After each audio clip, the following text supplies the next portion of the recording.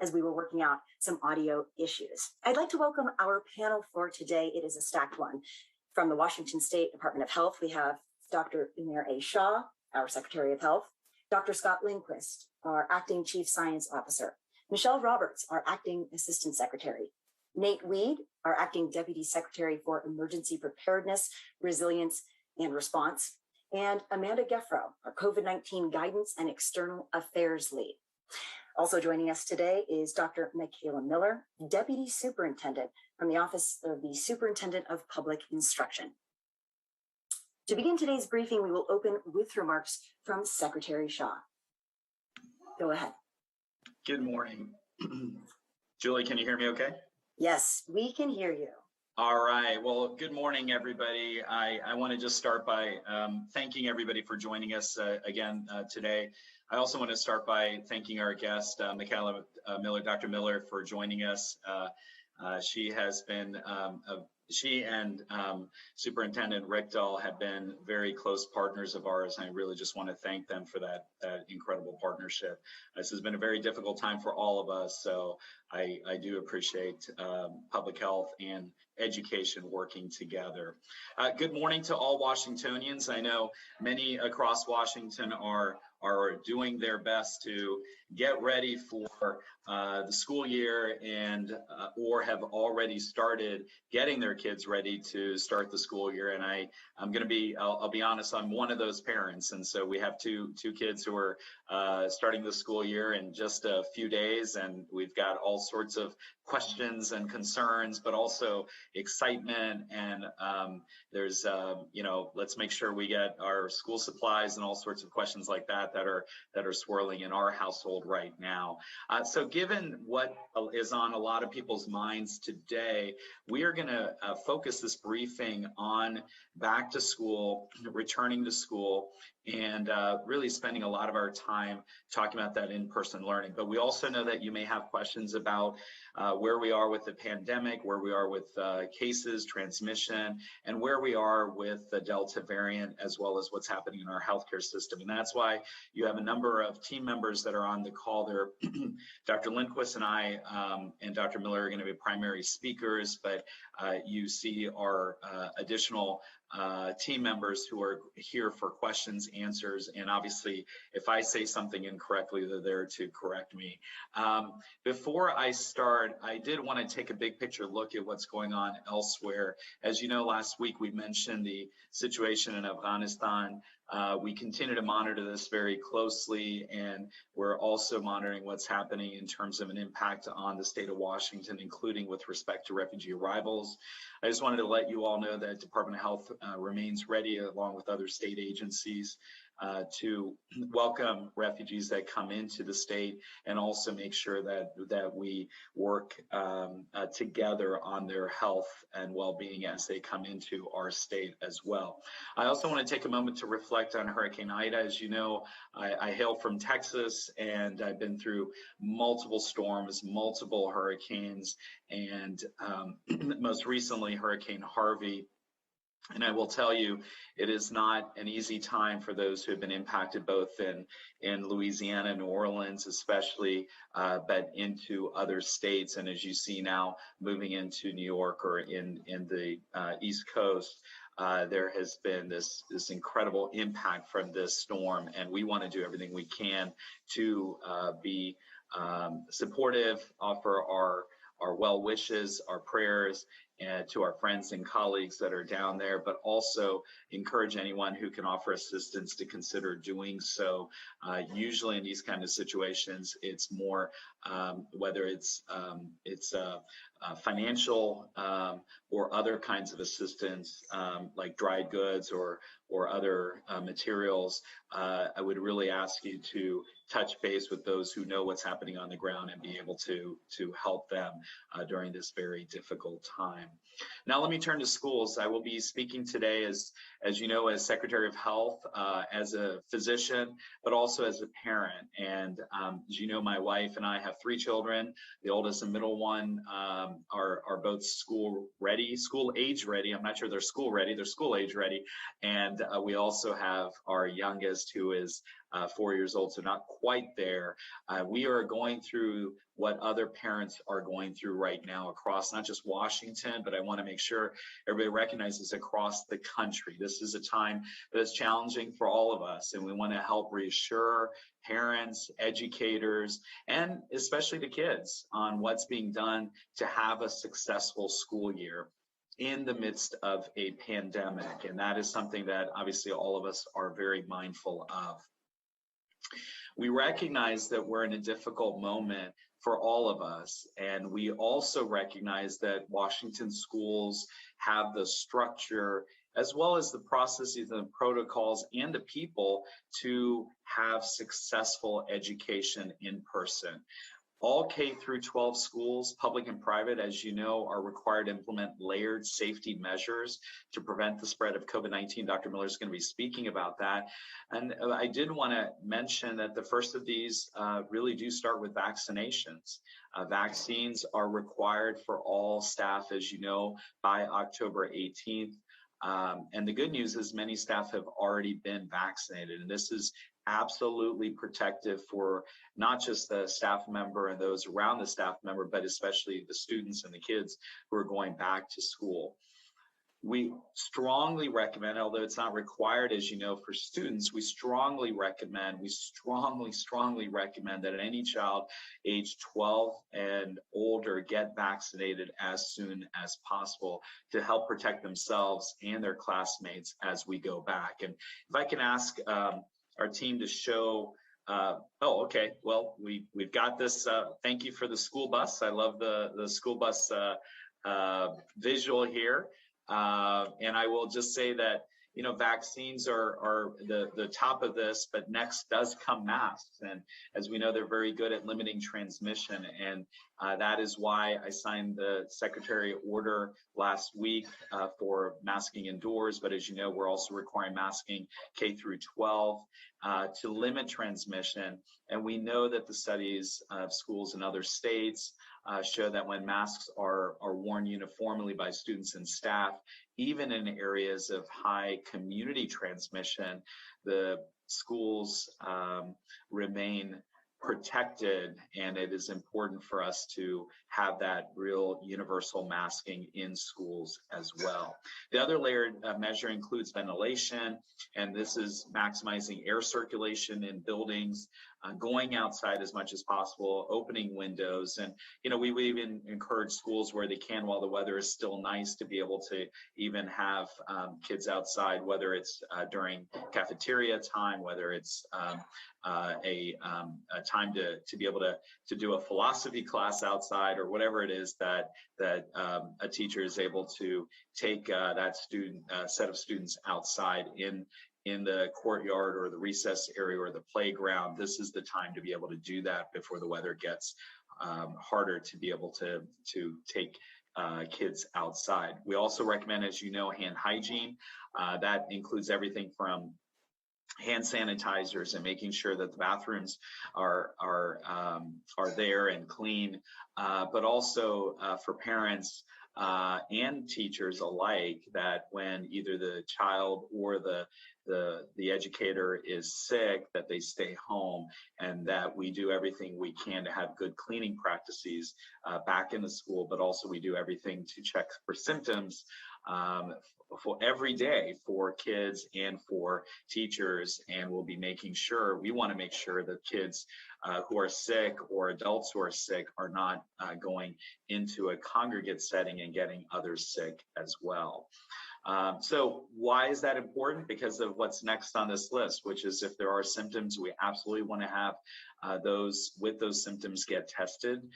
Schools have a great resource for testing on campus, and Amanda on our team she and her team members have done a fantastic job with our Department of Health Learn to Return testing program, which provides a menu of options for school districts.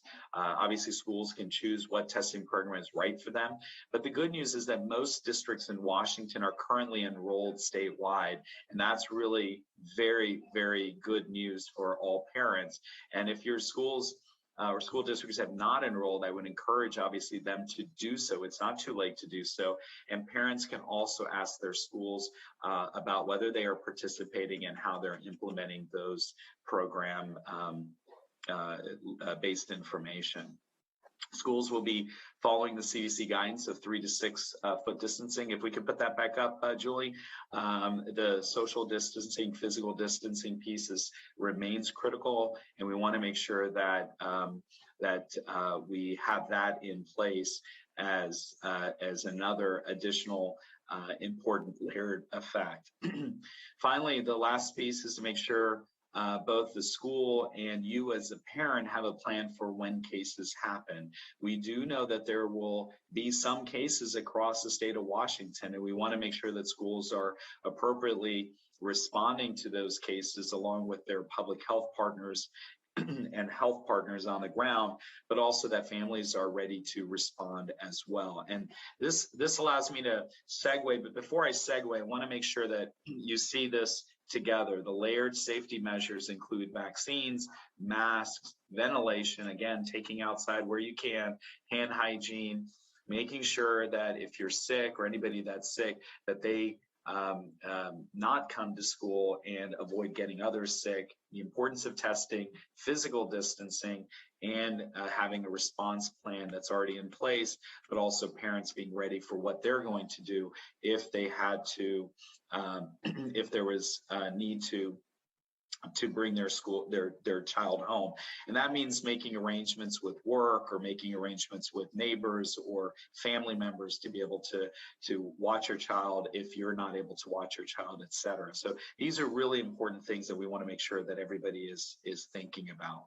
Now, moving forward, Department of Health, our department, as well as OSPI, in partnership are going to be releasing updated school-related guidance this coming week, next week, right after Labor Day.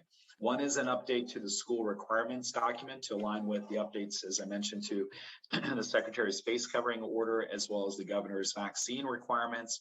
The other is a best practices document to guide schools. This is going to supplement the health and safety requirements that have already been put in place. This resource is more detailed information on how to implement required measures and includes additional protective measures that schools can take and also parents can be aware of. For example, it outlines how testing can be utilized as an additional tool and how to set up procedures for quickly responding to cases of COVID-19. Our goal with this new guidance, as you can imagine, has been the goal since we made the announcement this past year, which is keeping schools open for in-person education. These provide additional tools and resources that schools and local public health have been asking for and helping to develop. And as you know, we're always reviewing our data, the science, the environment, changing guidance at the federal level, information we're getting from other countries as well as across the country here, and the environment here locally to inform updates to our guidance and tools. And we know that at times these updates are necessary, precipitated by recent changes, which includes obviously our broader policies regarding masks and vaccines.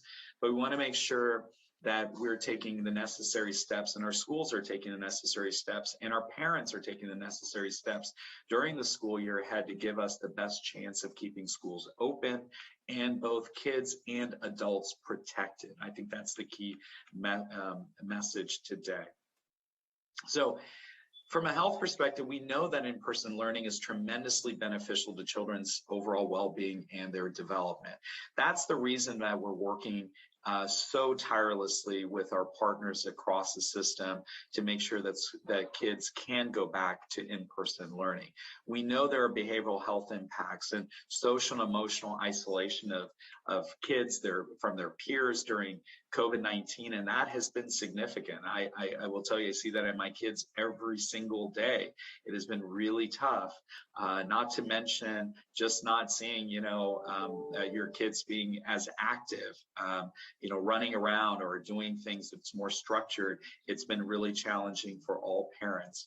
We know without in-person interaction, it becomes even more difficult to assure the equitable access to not just education, but identifying learning delays, behavioral health issues, and other safety issues that children may be facing. And we know that's absolutely critical as well. This isn't just about COVID-19, it's about the whole spectrum of health. And we want to make sure we're focusing on that, especially for our kids. The work we do now, keep them safe, will in the long term help ensure a brighter and healthier future, not just for our kids, but for all of us. And we know that some are absolutely concerned, given that the Delta variant is more transmissible, given what we're going to be showing about data. And as we get children and teachers back into school, we all play a role. We have to work together for the best possible outcome. So what does that mean? That means if you're a parent, talk to your child. Let them know what health behaviors you expect from them, what you want them to follow, even if Johnny or Susie in the classroom or at the playground isn't following those behaviors. It's important to remind them of see something, say something. If they see something that's not right, that they tell an adult, that they tell a teacher, that they do everything they can to stay protected as well. If there is something that doesn't feel right, that they are also making sure that they let a teacher or an adult know. And as a parent, talk to your school, let them know you care, that you are supportive. This has been really tremendously difficult for parents across the spectrum. We do not want to see the challenges of people arguing and fighting. We want it to be a supportive environment. Please do what you can to be part of the solution, to talk to your school and know what plans they have in place and be able to support them in the success of those plans. Educate yourself on good health information. Please educate yourself on good, reliable, accurate health information. And take a breath. You have worked really hard making sure your family, you, and your child are safe throughout this pandemic. And that approach will absolutely be necessary to ensure your child and your family remain safe as we move through the school year. So what can families do? And thank you, Julie, for putting this up. Families can help outside of school time. We all know that it's not just about what happens during those school hours. It's what happens prior to getting to school, what happens after kids leave school. It's what happens on weekends and what happens on holidays. We want to really reduce the spread of COVID-19, not just amongst children, amongst families, amongst neighbors, amongst everyone involved. So what does that mean? Again, first of all, first message, vaccinate. Don't hesitate, vaccinate. It is so critical that if you have not gotten vaccinated yet, this message is there for you. This Delta variant is not been easy to fight, and those who are unvaccinated are markedly more, we've shown previously, 10 to 20 times more likely to be unprotected and hospitalized. We want to do everything we can to get those who are eligible for vaccines in the state of Washington to be vaccinated. So that's important. Limit travel and large crowded events. We know a lot of events have been canceled or they've been modified, but those events that are continuing, even if they're continuing, there's not a requirement to wear a mask outdoors at those events. Please make sure you take a mask with you. And when you feel that there is something not right, you go ahead and put that mask on, you slip it up, and you go ahead and protect yourself. And especially, here's the key message, you also have the masks and the ability to protect your family members who are also out with you. So it's not just what happens within the school grounds and on the school grounds, it's also what's happening in advance of and after. And that's a good reminder for Labor Day. We know Labor Day is coming up this weekend. We know a lot of people have travel plans. A lot of people have plans to just get outdoors or do things with them, with their family members or with friends. We want to make sure that they're safe. If you don't have to travel, don't travel. And we're actually saying to people, please avoid large crowds. Absolutely. wearing masks anytime you're indoors, and as I mentioned, around people from outside of your household, and certainly even in crowded settings outdoors is important. And really, again, the key message is if you're have symptoms or you're concerned that you may have been exposed to somebody with COVID-19, get tested. You can't trace without a case. Testing is critical. It remains a critical piece of our response. So this is a difficult time for all of us in Washington, just as the last 18 months plus have been. But we can and will work together. And when we work together, we can and will have a successful school year. We really want to do everything we can to provide that guidance, and working with OSPI and our partners, governor's office, and all throughout our communities, we know we can do this. And I want to thank everybody who's been involved in that. So with that, let me turn just for, if it's just okay to show, actually I want to show two quick slides. The first slide, can you pull up the vaccination numbers for the, do we have it at 12 and above, I believe?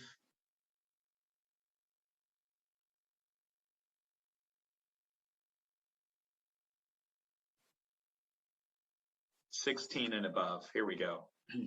So as of August 30th, as you can see, 41% of our kids who are 12 to 15 years of age are fully vaccinated, and just under half of people who are 16, 17 years of age or adolescents are fully vaccinated.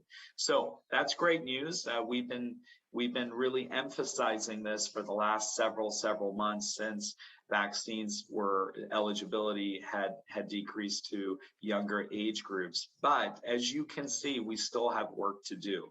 So if your child is in that 12 to 15, that 16 to 17 or above, or you are above that age in that eligibility, and you have not gotten vaccinated, we would recommend, and we would encourage, and we would strongly recommend and encourage that you not hesitate. You vaccinate today, you get your child vaccinated. Please set up that appointment, because that's going to be critical to the success of not just your child, your family, but also those around you. And if I can show the last slide, which is around where we are with our cases.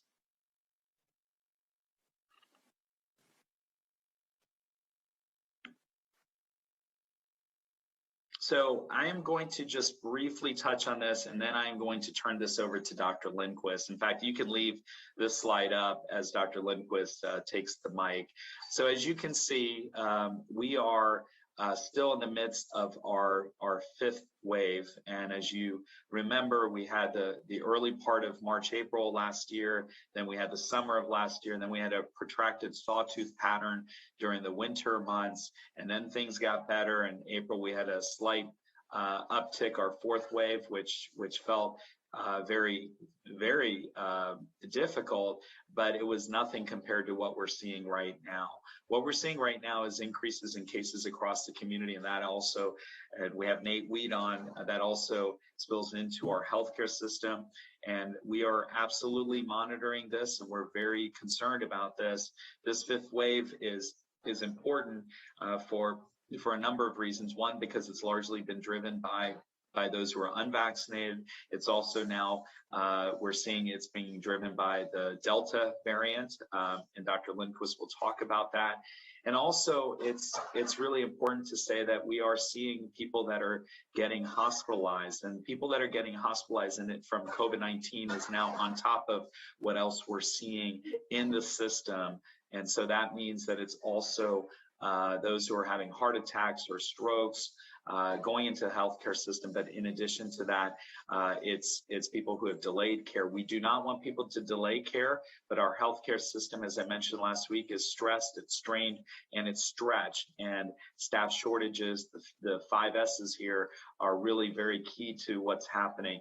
But as Dr. Lindquist will show and talk about, there is some hopeful news at the end of this, where we're hoping that we're starting to see some flattening of cases and hopefully soon even in the hospital system. So that is hopeful news, but obviously we are still in the midst of this fifth wave. And so we want to encourage everybody to get vaccinated and certainly want to encourage everybody to wear masks.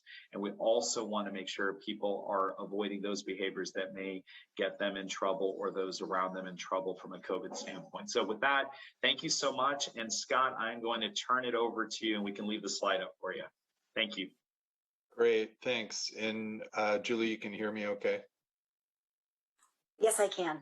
Okay, so Dr. Shaw gave a great overview of where we're at with our cases. What we know is we've been at the top of these peaks before. We know what to expect in that gray area of the graph all the way to the right here, where the cases aren't complete, the information isn't done, but what we are seeing is the steep rise has looked like it's slowing down. You can see that for yourself here.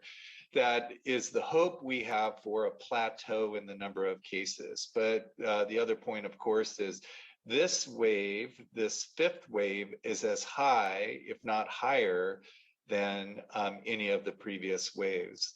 But that is the good news, is that the sharp increase is slowing down, and we're hoping this is going to signal a plateau. The concern, though, is this plateau in cases usually precedes the hospitalization plateau by 1 to 2 weeks. So that means we've got at least, at best case scenario, 1 to 2 weeks of increased hospitalizations. And that's exactly what we're seeing. We're seeing hospitalization rates at numbers we have never seen before. And as many of you know, it's taxing the healthcare system. We'll, if you have any questions about this, we again have the head of our emergency preparedness on that can talk about what the situation in the state looks like. And then the last thing is death rates. Our number of deaths have actually remained fairly low. There is a small bump in those numbers, but again, that lags behind the total number of cases, but thankfully it remains lower. So our death rates are lower. So again, high case rates, high hospitalization rates, and our death rates remain stable. The last thing that I want to just touch on is about breakthrough cases. And we know, many of you have pointed out to us on this call that we're not capturing all of those breakthrough cases. And again, it's a very passive system for having a healthcare provider report to us a person who's developed disease, test positive. We go back and verify, did they have full dose of vaccination? Has it been at least 2 weeks? And then we calculate those. And that is very passive. So we have been working with the CDC and the national organizations about having Washington be a pilot for a much more aggressive case finding for breakthroughs. And that is what we call an active surveillance system, where we're actually looking at all case positive reported results and then matching that against immunization status and determining a breakthrough. And a report was just posted on the DOH website last evening, which shows that our breakthrough cases still remain in the area that we expect them. We expect to have around 1% or less of all of the vaccinated folks to have breakthrough. And that is truly what our new, very active system. I'm just happy to announce that we have improved ability to monitor breakthroughs. You will see that the numbers increase quite a bit due to the new methodologies and also due to an increase in breakthrough cases with this Delta variant. But I'm happy to say we're in a much better position now counting these breakthroughs than we were a month ago. And that just leaves to talk about the variant, which it's pretty easy at this point. Over 98% of all our variants are being identified as the Delta variant. It is very fascinating to me that this variant is so outcompeting the other variants that it'll be interesting to see if we get any new variants over time. But clearly right now, driving the cases, driving the hospitalizations are these Delta variants.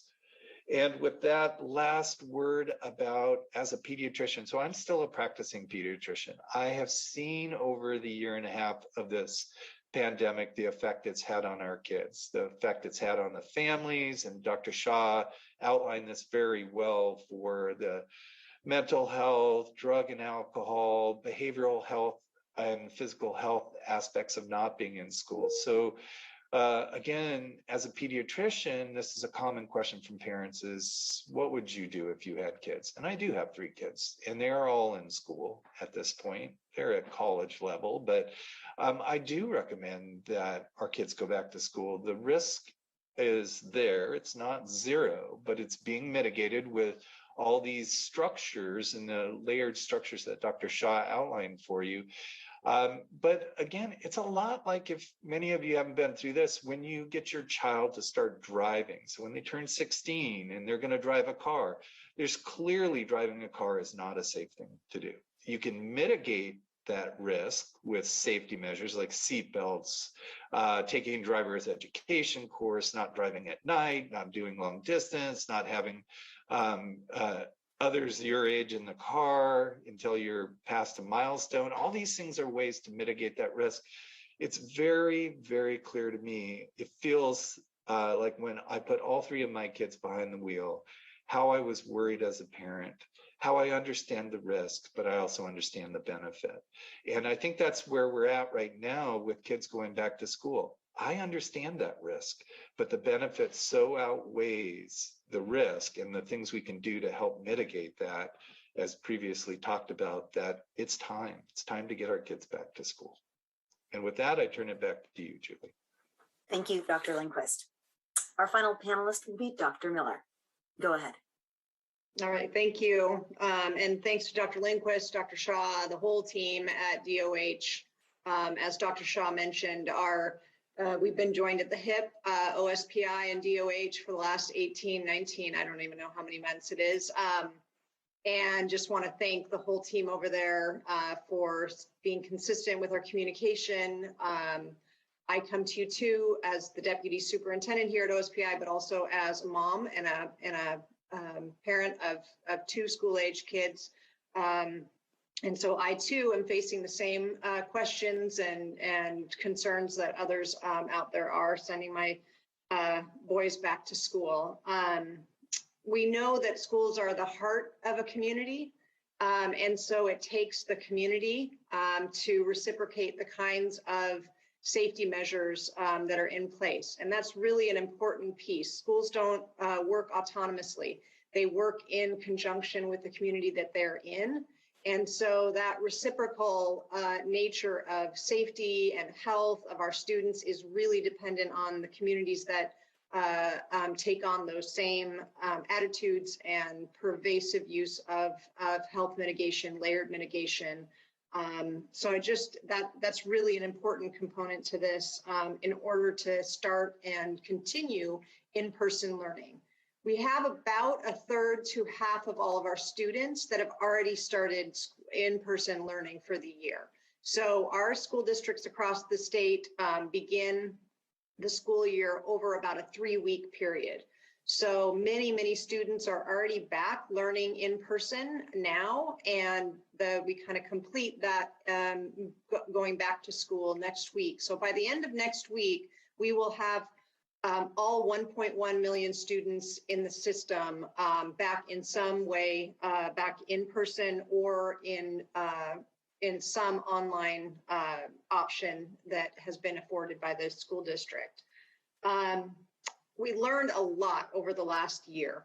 Schools have implemented the measures that were already outlined by Dr. Shaw with fidelity over the course of last year: face coverings, ventilation, physical distancing, hand washing, all of the mitigations, layered mitigation strategies our educators are experts at now. They know what to do. Our students know what to do. Families can help with these safety measures by modeling those practices outside of the school setting. That is probably the most important thing. We know that in any situation, modeling those best practices for your students is going to be probably the most paramount thing you can do. So if they're masking in school, when they're masking in school, masking in large situations outside of school, congregate settings is going to be really, really important. Many students, families, staff are adjusting to this in-person situation over the course of the spring. All schools came back in some form of in-person learning over the April and May and June. And now we're starting with not a completely normal school year by any stretch, but it is looking more normal than we have ever had it before. You can reassure students, families, work with your school districts, ask lots of questions. As Dr. Shaw pointed out, that communication with accurate information is the key to making this a successful school year. Finally, our state, through federal funds, have invested millions and millions of dollars into both health and safety mitigation strategies, but also increased support for behavioral, mental health, social emotional learning, and as well, most importantly, the academic component of school. So we have invested through federal ESSER funds, both here at the state agency, but also directly to school districts, funds that are going to help them, support them throughout the year as they adjust to this new normal.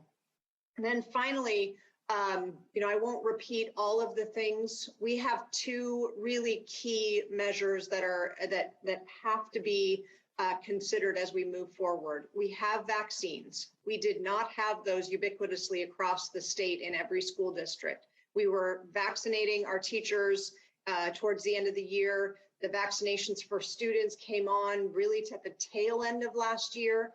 And we also have a more robust testing program across the state, Learn to Return. So we have two new layered mitigation strategies really that are available for 12 and over for vaccines. Staff obviously are required to be vaccinated by October 18th. And we have a new testing system with additional funding that will help both with families feel more reassured that there's yet another layered mitigation strategy at our disposal, as well as vaccinating those that are eligible 12 and over.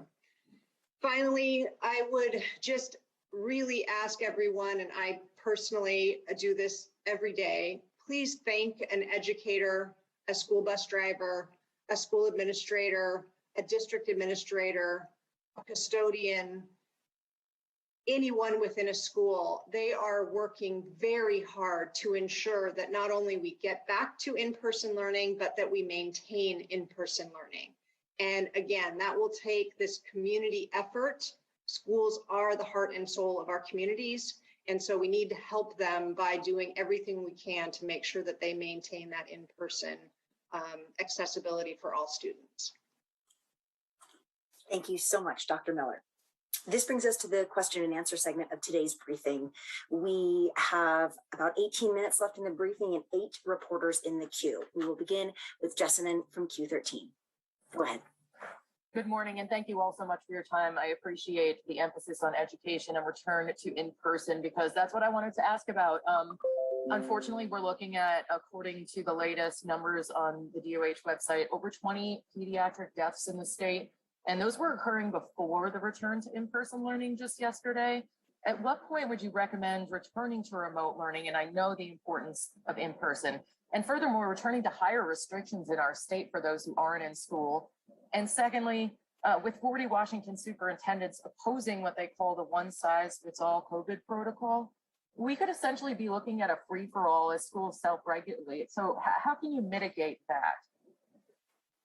Jasmine, thanks. I'm going to take a beginning set of comments to that, and then Dr. Lindquist and Dr. Miller, I'm sure we'll have some additional thoughts here. Maybe Amanda does as well. The way I would say it is that, first of all, we do agree with.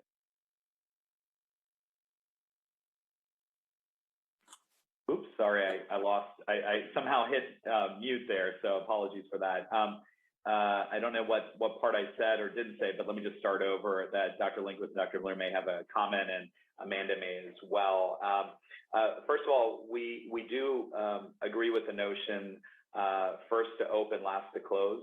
I mean, right now, the reason we say the in-person is because of all the reasons that we have outlined, and not just the reasons for the benefits, as Dr. Lindquist mentioned, Dr. Miller also alluded to students, but also the layered protection that's in place. And so, yes, we do know that kids can get sick from COVID-19 just as adults can, and just as every age group. And this is why this is a global pandemic, that it doesn't matter who you are, where you live, where you're from, what you look like, what you believe in, that this is an equal opportunity ready to take you on virus. And that means that we have to be very careful with what we do. We do feel that comfortable with the fact that we have put in place, and we will continue to update, by the way, put in place the guidance that's going to allow for schools to be successful for in-person learning.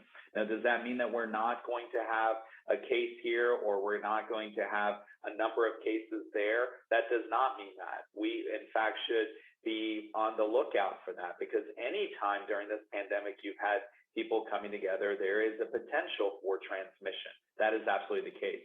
But masks work, vaccines work, distancing works, protocols work, and people championing the right, credible information works. And that's what's been really missing in this whole piece, is everybody being together and making sure that we are successful in assuring that our kids can go back to in-person schooling. So that's the first piece of this. Second piece of this is with respect to the nuances across systems. Look, we can put guidance from a state level. We can also put requirements in from a state level. We also recognize that there are some on-the-ground nuances between school districts, communities, and what's happening within even schools within those school districts. In fact, one school what's next to another school in a school district may have a different principles approach to how they're going to take things on. And we want to allow that flexibility. Why? Because schools are so different. Each school system is different. Each school is different, and each scenario of an educator, a student, a classroom, there are so many things that we from the state standpoint cannot regulate. What we can do is to provide the guidelines, and then hopefully and appreciatively, those schools on the ground are then able to follow those guidelines and be successful for what's happening within their school itself, whether it's in the playground or whether it's indoors. So hopefully that helps. And Dr. Lindquist, I don't know if you wanted to speak anything about the pediatric side, and then Dr. Miller, you may have some additional comments. Yeah, no, I think you've stated it well. I think we don't know the effect Delta is going to have on kids. Everyone is watching the number of pediatric hospitalizations. We're watching the number of pediatric deaths. And just a reminder, that number remains incredibly low. The hospitalizations and deaths remains incredibly low for pediatrics. But my intention is to really watch carefully for outbreaks. As school has come back, as we're testing and having all this structure in place, really watching, are we going to see outbreaks? And if we do, we'll be the first to talk with Dr. Shaw and determine new policies as needed. So I'm comfortable in the ability to monitor how this goes as we get back to school. And I agree, one size does not fit all. So we also have the ability to work with every school district where they're at and go through this as it unfolds. And so I'll turn that over to you, Dr. Miller. Yeah, we have seen really strong compliance. We know there is frustration. We are in a local control state. That is the reality. And in most cases, districts have the authority to do a lot of the decision-making locally that fit the needs of their students and their families, period. In these cases, the commonality across DOH and OSPI and the CDC is that we have learned a lot over the last year about how this virus is moving and trying to stay one step ahead of it. And so we know these layered mitigation will work.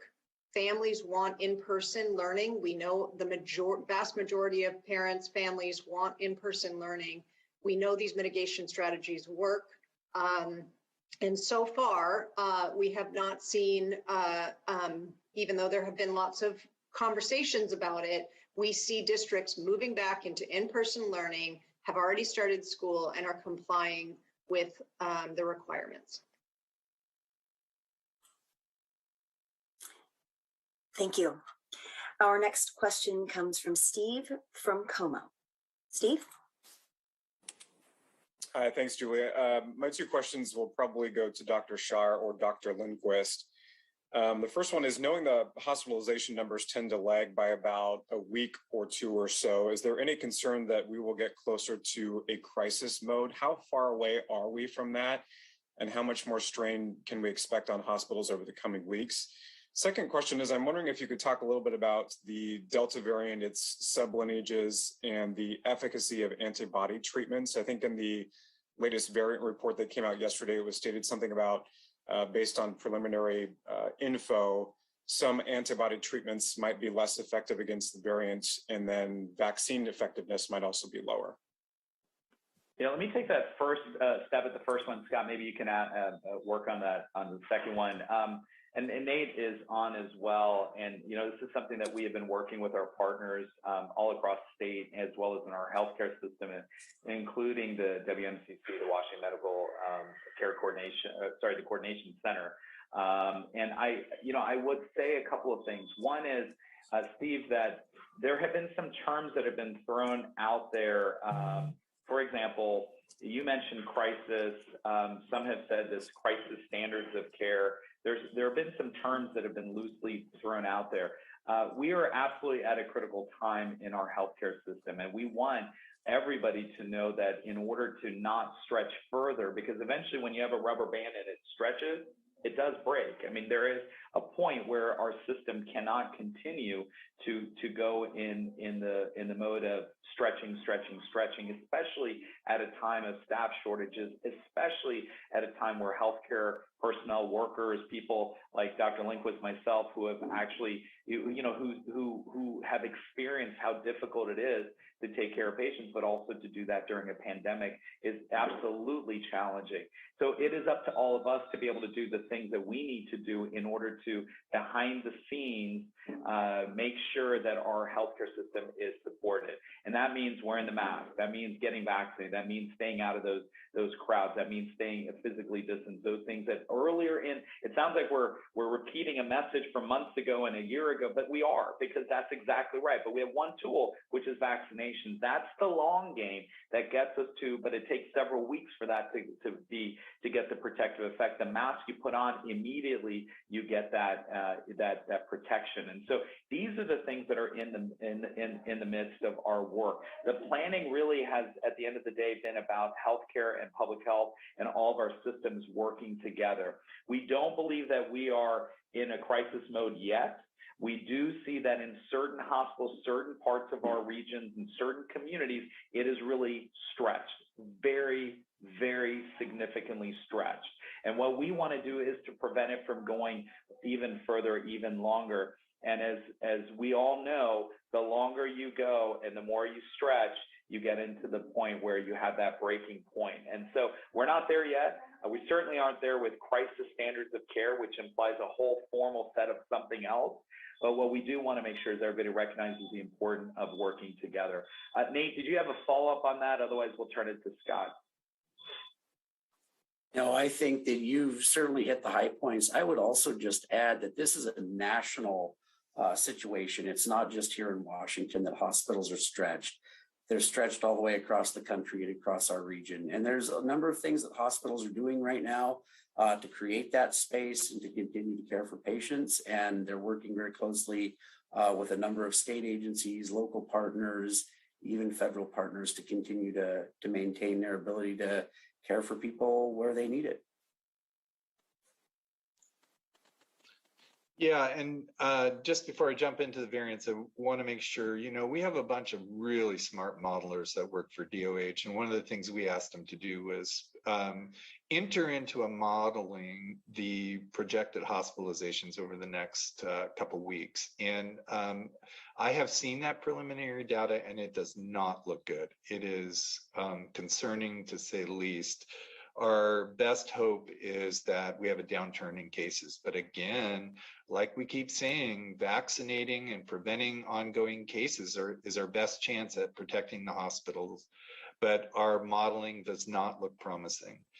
As far as the variant goes, the question about monoclonal antibodies. Now, this is a technology we have used for cancer treatments. We've used these before.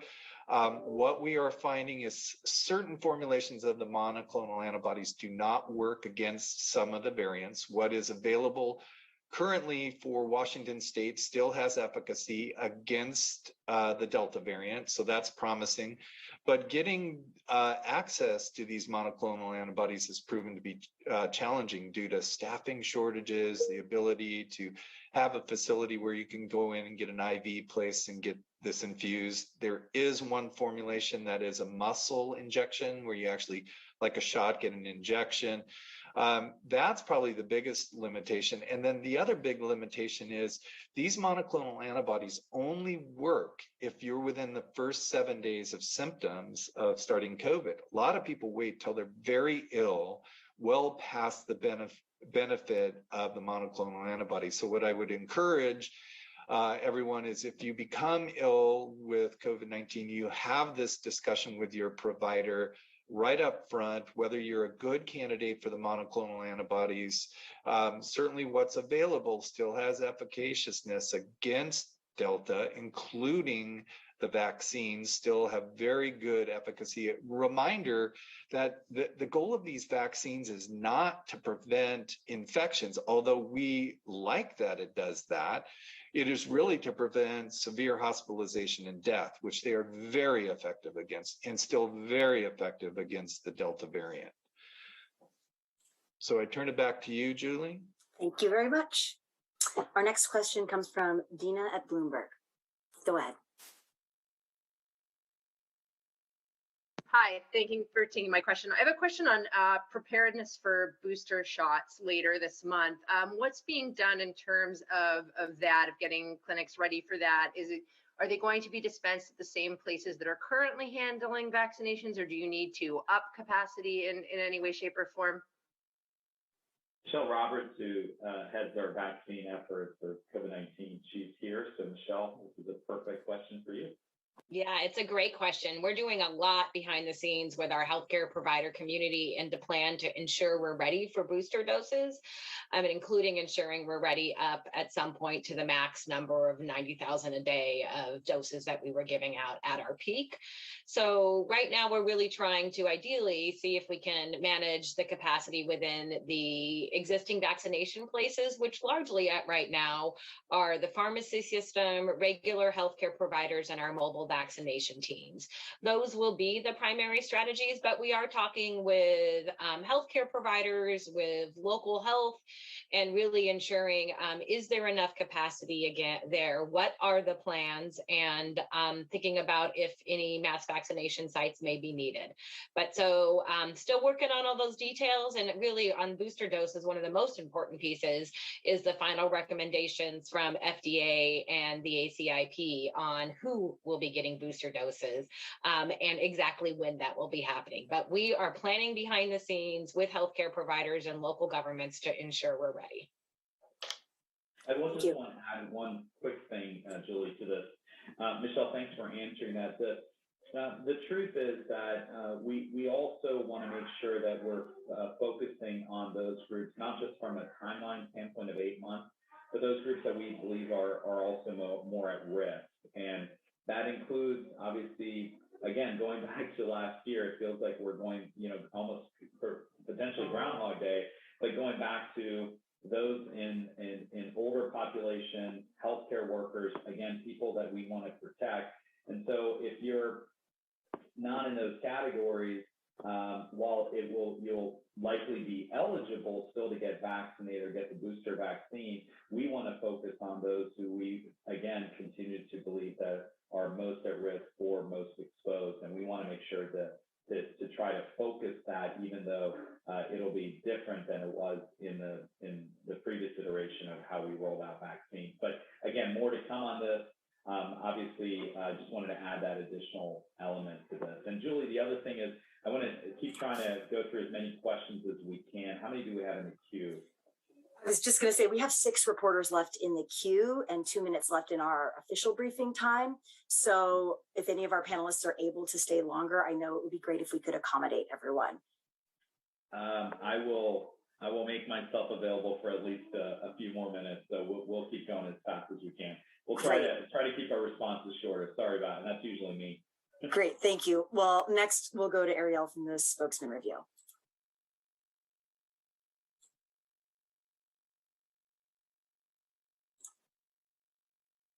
Ariel, I'm trying to unmute you. How's that going? All right, I'm going to troubleshoot with Ariel. And in the meantime, let's go to Nicole from Cairo Radio. Good morning. Thanks for staying on a couple extra minutes for us. Parents are really worried as kids head back to school. As Jessamine mentioned, there have been quite a few pediatric deaths. Can you tell us, parents are desperate for this information. Are there any particular ages, underlying conditions, which by the way are not part of the 18 items protected by HIPAA, that seem most prone to these really severe cases? Are these breakthrough cases that are happening with kids? And then my second question, with the numbers getting so bad, if there is not a plateau, if things keep getting worse, are we looking at possible restrictions? And what are the chances that those restrictions could just be for the unvaccinated, as we've seen in places like New York with the restaurants? Thanks, Nicole. I'll take a stab really quickly at the second question, and then Dr. Lindquist can go to the first question. The second question, I would just say that we've said this before. Look, we've put mask requirements in place. We have vaccine requirements for certain groups in place as well. We're obviously encouraging people to continue to remember that we're in the pandemic and the actions they need to take in order to protect themselves and those around them, and ultimately their communities. So there are many things that we have already done. But what we have also said is that if the trends continue to go in a direction that we do not feel that those measures are enough to mitigate that, as Dr. Lindquist mentioned, then we do need to be looking at other options, and we have been looking at other options. But we're not committed to doing any of those. In fact, we don't want to do any of those. We do hope that our community members do the right thing. For example, wearing a mask. For example, getting vaccinated. For example, avoiding crowds or large gatherings or unprotected behaviors that are going to get themselves, but also their community members in trouble. So that is something that we're absolutely working on. But right now, no plans specifically are in place outside of what we've already done. Yeah, and I'll just give a general summary of the increase in pediatric deaths. Again, a reminder, this is not even on the same level as death or hospitalizations in adults, but the patterns are very similar. So it is clearly over 90% of our deaths or hospitalizations are in unvaccinated people. Okay, so trying to get a vaccine for this pediatric group is even more important. And then the second thing is underlying conditions play a big role in who's at more severe disease risk. And that are the obvious things like underlying immune suppression, so cancer, certainly diabetes. Some of the other things in the older age group are things like obesity, and a lot of the things we see in higher risk for adults. So underlying conditions, unvaccination are the main drivers of these deaths across the country. But again, we still have tools. Don't forget, for parents, we have these tools that we know work. Things like masking, social distancing, vaccination, all these efforts we have to mitigate the risk in kids. And I'll just add to Dr. Lindquist mentioned the importance of waiting for vaccination for younger kids. But one of the critical things we can do is ensure that with younger children that everybody around them is vaccinated. So that's one of the reasons the governor put the requirement in for K-12 teachers and staff, including their family members. As a community, we can surround these kids with protection. It's especially important for, as Dr. Lindquist just said, our highest risk kids who we want them to be in school as well. So we can do our part. And Dr. Shaw mentioned the importance of what we're all doing in our private time as well, or our away from school time, to keep our communities safe as well, to reduce the spread of COVID so we can have our kids, including our high risk kids, in school. Thank you. Ariel from the Spokesman Review, would like me to ask on her behalf, do we think the Delta surge will last longer in counties and communities with lower vaccination rates? I would, Scott, I would just say that I do think that this pandemic rages on, and it rages on especially where the tools that we have at our disposal are not being utilized. And so there's no good to have a vaccine if nobody gets a vaccine. It's no good to have a mask if nobody puts a mask on. These are tools that we have in our toolbox, and they're only as good as people using them.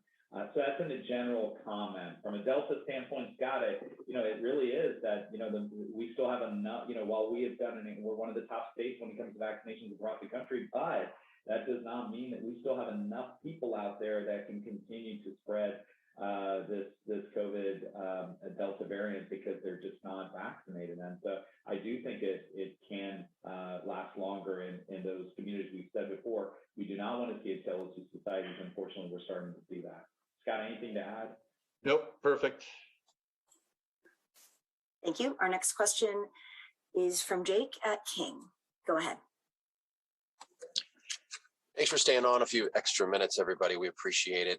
Quick question. Have we been able to see the results of the full FDA approval on our vaccination rates? And Scott, this is a question for you real quickly. Is the rounding off that you're seeing with the cases right now, is it safe to say that, we know that contracting the virus provides some sort of immunity. We know the vaccine provides some sort of immunity.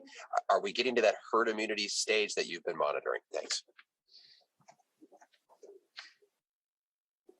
You want to go first, and we can, Michelle? I do not.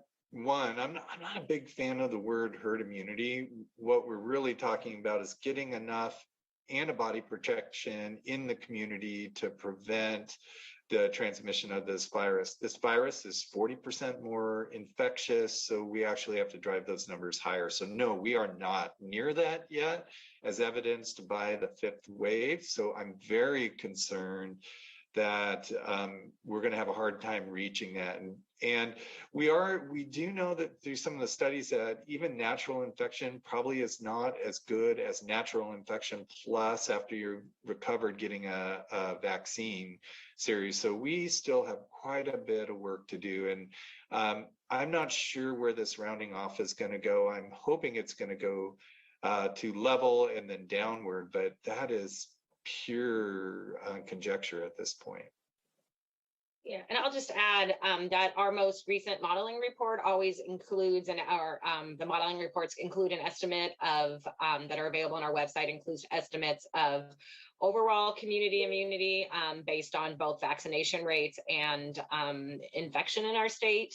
And as Dr. Lindquist said, we don't really know about long-term protection fully, but we are still only about 55% in those modeling reports is the estimate for both vaccination and disease as in full protection. So that is a long ways for most diseases for stopping the spread of disease.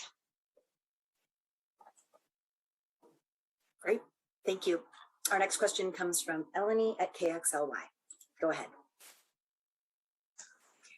Hello, thanks for giving us a few extra minutes. I actually have a few questions.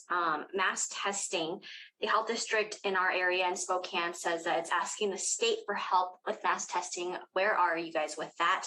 And then the second question is, we are in worse shape than we were when we were in the phases to reopening. Is it possible for us to go back to that, and why or why not? Thank you, and yeah, you took up all the questions that your colleagues have. I'm just kidding. Thanks for those. Again, we're at a different phase, different time. We have tools.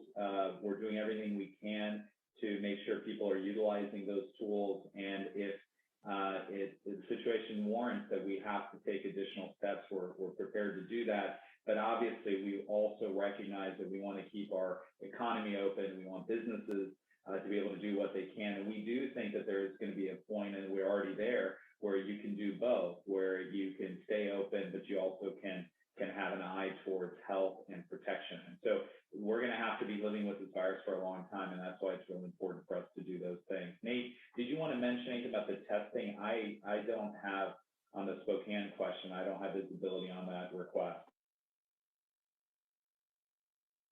Yeah, so I don't have specific visibility on the Spokane request, but what I can say is that due to some supply chain constraints and overall demand for all the testing right now, many communities are facing some challenges in getting the number of testing supplies that they're hoping for. In this, we are working with a number of different vendors for testing supplies, as well as communities, to try to make sure that we're getting as many testing supplies to folks as we can. But this is again one of those impacts from just nationwide increases in COVID, and also just some other issues that have affected some of the testing supplies. So we're well aware of this occurring in many communities, and are really working hard right now to bring in additional testing supplies to the state through a number of different sources to make sure that we can continue good testing, because as Dr. Shaw mentioned earlier, really that's the key to identifying a case. That's the key to helping prevent the spread of COVID in the community. So that's what I have.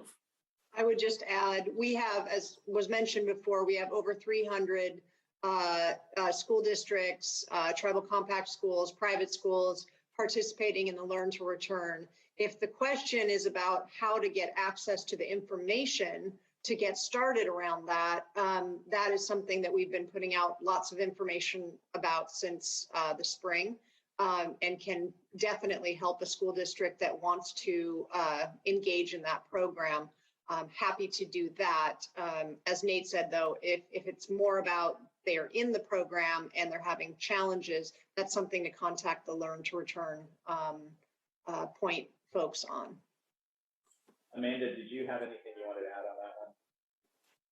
No, I think it's been very well covered, and we know that there are a lot of resources available. So working with the Learn to Return team is going to be the way to go. Thanks.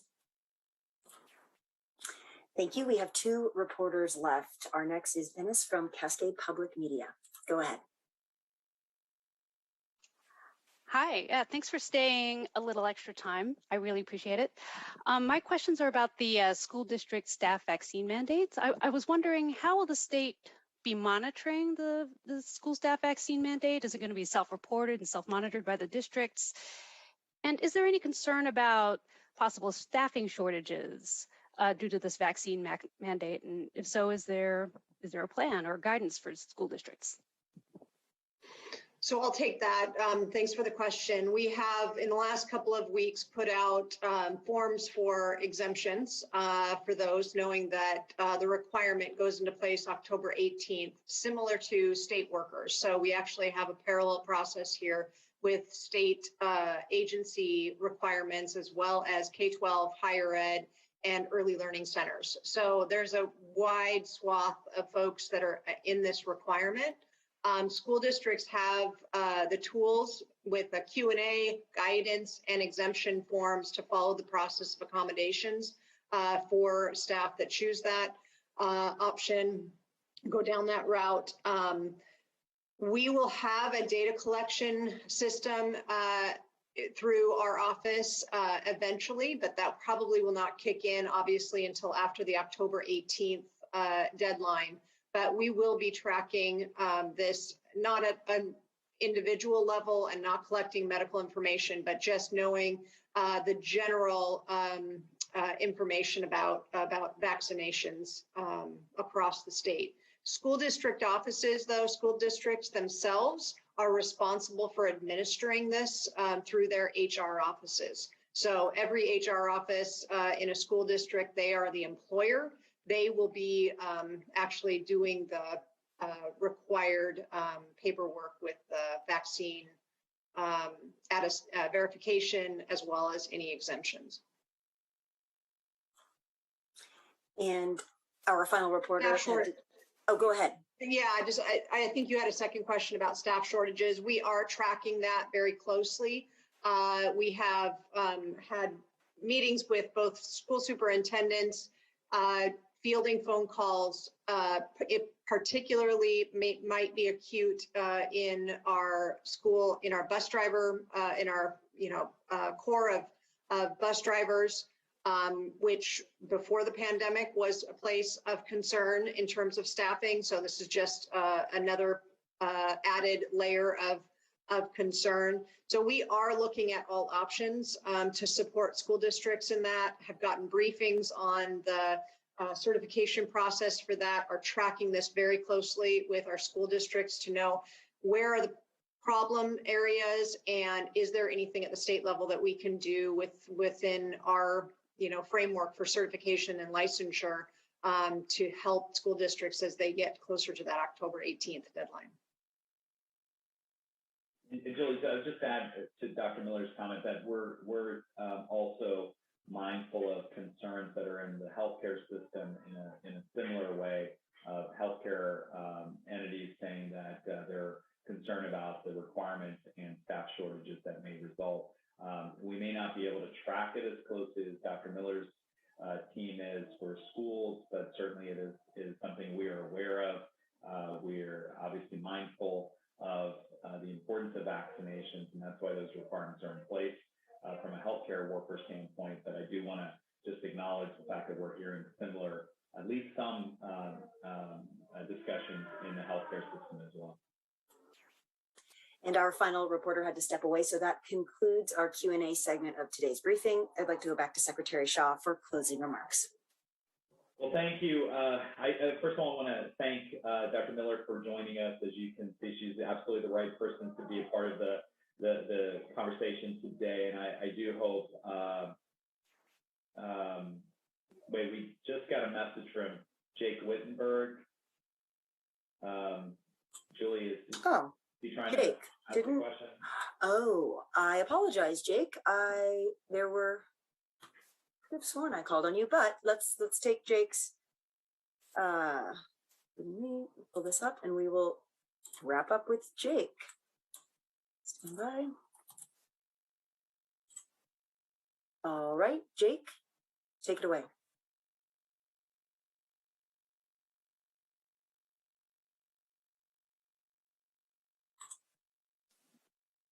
Jake, can you hear us?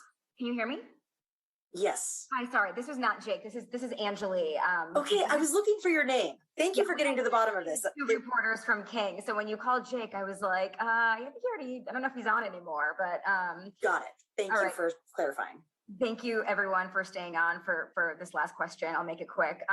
Is there a concern that long weekend travel could lead to a spike in Washington with the Delta variant? It didn't seem like there was a spike after Memorial Day, but the state wasn't fully open at the time. But with more hospitalizations and cases that you've been talking about, is there more or less of a concern than Memorial Day or July 4th? And what's the message to people?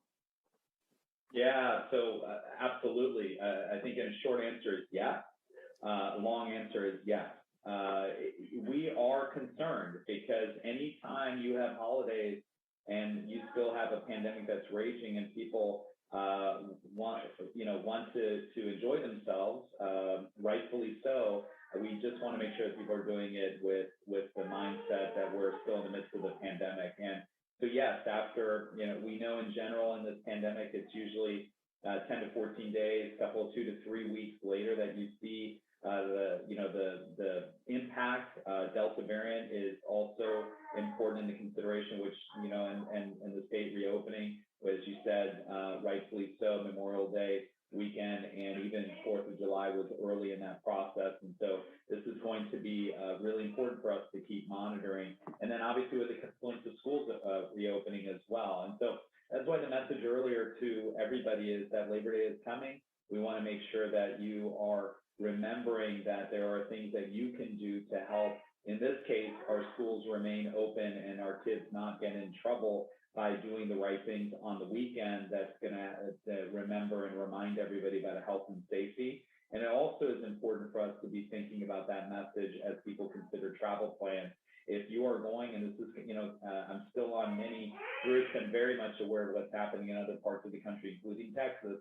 If there are places that you are planning on traveling where you have seen either because of the impact because of the storm that we talked about or because of the pandemic, we want to make sure that you're thinking about your plans and curtailing those plans and where you don't have to get on air travel and you can drive somewhere and be somewhere outdoors, these are the kinds of steps that parents and community members can take. Again, we want to make sure we're doing everything we can to be protected during this phase. And Scott, I don't know if you had any specific comment about Labor Day as well. Yeah, it's really the biggest concern I have, aside from everything Dr. Shah talked about, is risk.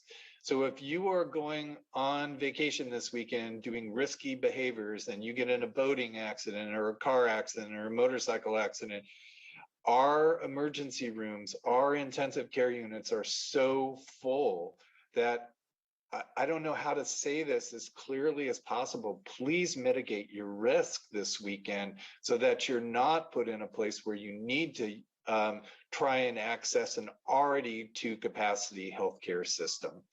So that means for me, I'm not going to go away for the weekend. I am not going to go water skiing. I can't water ski anyways, but I'm not going to do things that are risky behaviors because the backup for that safety net is so strained right now.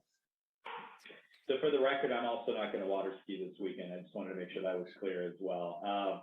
And with that, thanks for that last question. Let me go back to closing and just say thank you again to Dr. Miller. As you can see why we invited Dr. Miller today. She's the perfect person to carry the message and also provide a really important factual information on what's happening in our schools. So Dr. Miller, thank you for joining us, and we really appreciate the continued partnership with OSPI and obviously our education partners across the state. I want to thank our team for helping answer all these really challenging questions, and I certainly want to thank all of our media partners for being on today. Ultimately, I want to thank Washingtonians and our community members for what they're doing.